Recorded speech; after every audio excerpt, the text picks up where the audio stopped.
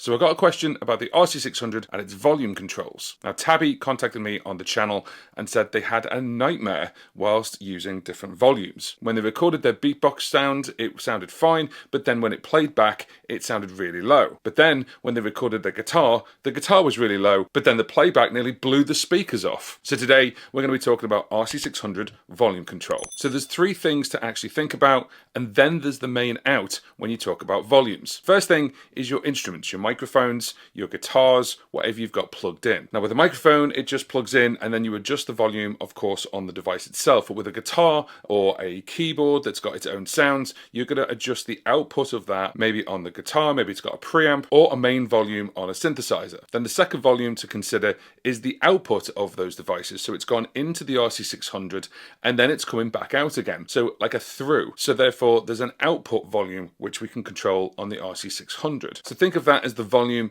of the inputs. Then we've got the volume of the loops. The loops themselves are independent of that. They take in the sound of the microphone or the instrument, they record it at the level of the input, but the output of the volume of the loops can be different. And then finally, we've got our output level. The output level is the main output of the entire system. So first of all, I've got a microphone here. That's not the microphone you're hearing right now. That's the microphone of my camera. So this microphone is plugged into the RC-600 via a Boss VE500 because I create effects with it. So I'm just going to create a quick loop.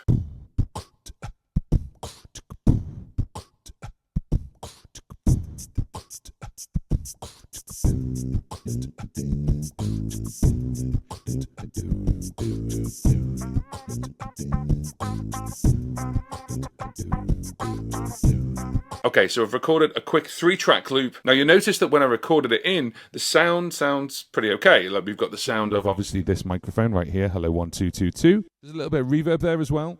And then also you've got the sound of the loops of the playback. 1 2 1 2. Now my voice still cuts through over the top of them because I've set the volume of the loops. So let's get into it. The first one we need to look at is actually the instrument level. Now, as you get your RC-600 out the box, you'll notice that mine is slightly different, and it's because I've set mine up in a specific way. I've changed these 4 dials. So the first thing you need to look at is going into menu, and we need to go into inputs. So we've got the input level and what inputs you've got plugged in. Now for me, I actually use the Boss VE500 and then that's going into the left and the right of the microphone. So I've got microphone 1 and microphone 2. But we go into setup and we can actually see we've got microphone 1 and microphone 2, whether they're on phantom power or not, and whether your instruments are a gain or a line input. And you would adjust that depending on whether you're using a guitar or a keyboard or a synthesizer. So if it's a guitar, it would be instrument. If it's a line in, like a CD player or a synthesizer, something like that, you'd go into line in. The next thing is the output. Now this is actually setting the output. There's lots of things in here, including master effects, EQ, the routing of the tracks and everything else there. But we're not going to go into that today. We don't need to see that to solve this problem. So the one we're going to go into is the mixer. Now there's 2 ways you can go into the mixer. You've seen it here. I can press menu and then go to mixer. Or the quick way to do this is from your home screen, as it were, you just press enter.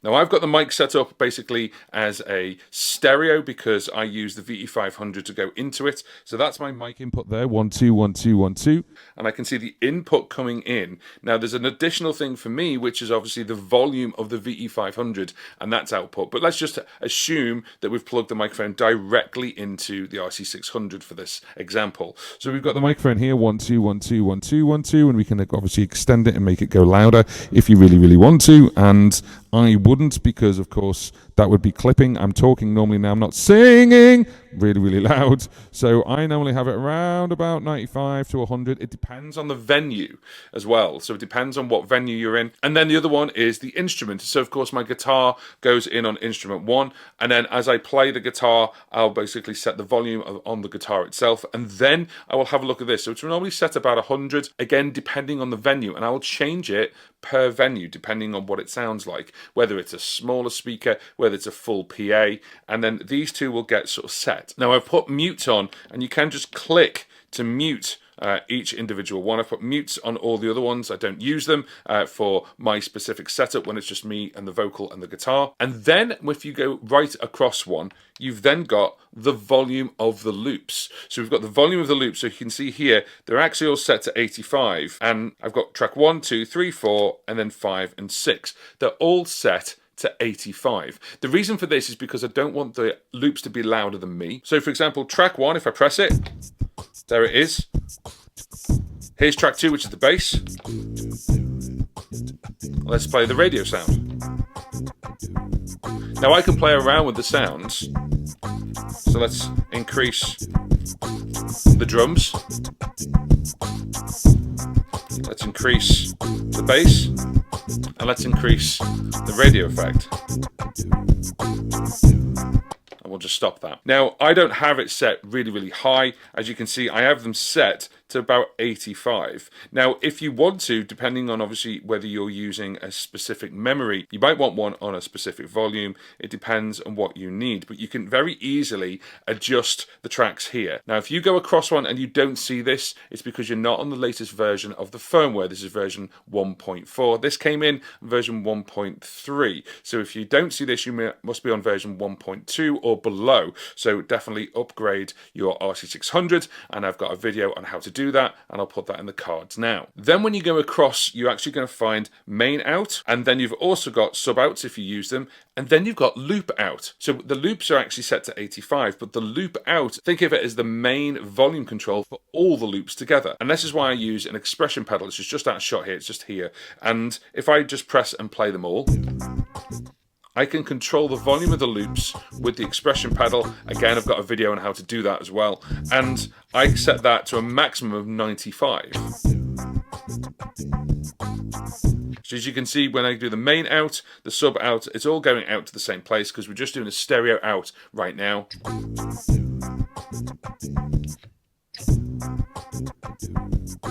And you can get creative with the volume control if you want to, which is quite useful. But the loop out, this one right here, this is this sort of main volume for the loops. You've got your main out, which is everything, your inputs, your outputs, and the loops, and that's your main out. And then you've got the loop out. Then, additional to that, you've got your rhythm out, your phones out, and what they call the master out. And the master out actually is this output level control. So if I change this, by default, your phones out, I can hear the difference here, and your master out is, or your output level is tied together, but you can disconnect them if you want to. So say, like, for example, you've got a click track, you want that to be really loud, but you don't want the main output to be as loud as that. You can change that as well. So you can go right up to 200, which is terrifying. I normally have it around about between a sort of 11 o'clock and 12 o'clock on the dial, again, depending on the venue. Now, the other way to get through to the individual loop levels is by going into loop itself. If we click loop, and let's go over to track 1 and give that a click, the first thing you'll see here is play level. You'll notice it's 85, exactly what it was on the mixer. So if I change this right now, and let's go up to say 130, and then nice little tip for you, you don't have to go out of the memory and then back in again to go to the next track. What you can do is you can just press loop. You see that now says track 2, 85, so let's put that at 100. Track 3, let's go to 150, why not? There we go. And we've only got 3 tracks for this example, so then I'm going to come out of there. Now, if I go back into the mixer by pressing enter, go across one, you can see that those 3 have changed. Now, one thing that can help you with the sound in general for your inputs for things that are coming into the looper and going through the looper is by going into menu, going into input, and then you've got the setup, the EQ, and the dynamics. Now with EQ, you can actually turn it on for each individual input. So for example, we've got the microphone here. I can turn the switch on, and then I can change the low and the high gain. So maybe you want to boost the low levels or the high levels. Then you've also got a mixer. So this is the low mid. You've then got the high mid. And then we've also got level. So maybe you want to adjust the level itself with so many dBs. 2.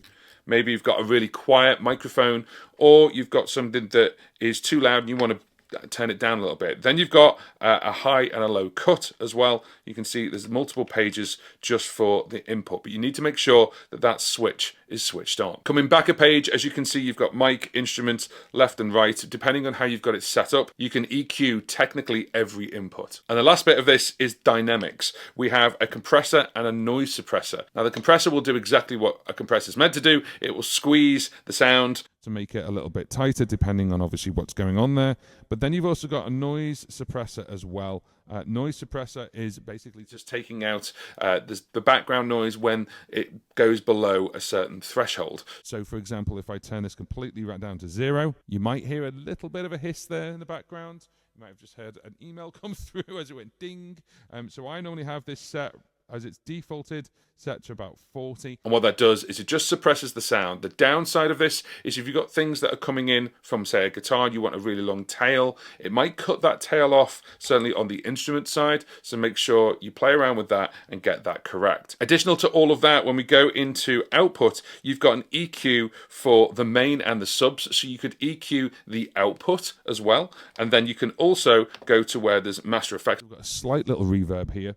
We've got a compressor, and that will do it over the entire system. So be very careful with that, because depending on what you need. Now, if you have found the content of this video useful, give it a thumbs up. That really helps me and it helps out the channel. If you want to learn more about the RC-600, I have an entire playlist that's going to come up on screen right now. But if you want to be an RC-600 Jedi, I have an RC-600 course, and that's the link that's just come up now. And there's over 55 videos that are not on YouTube that take you from the very beginning to some really advanced setups.